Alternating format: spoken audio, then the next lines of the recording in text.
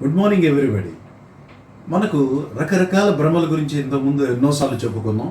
ఈసారి మనం చెప్పుకునేది హైపోకాండ్రియాకల్ ఐడియాస్ లేదా హైపోకాండ్రియాకల్ డెల్యూషన్స్.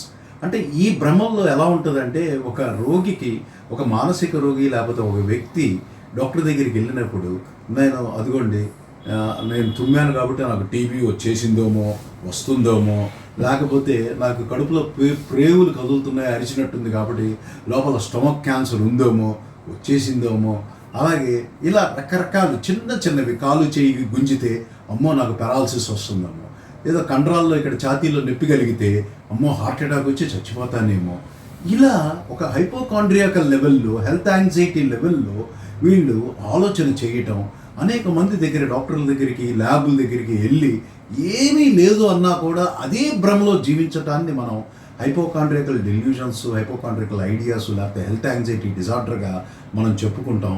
వీళ్ళకి చక్కటి మానసిక వైద్య చికిత్స లభిస్తుంది. Thank you.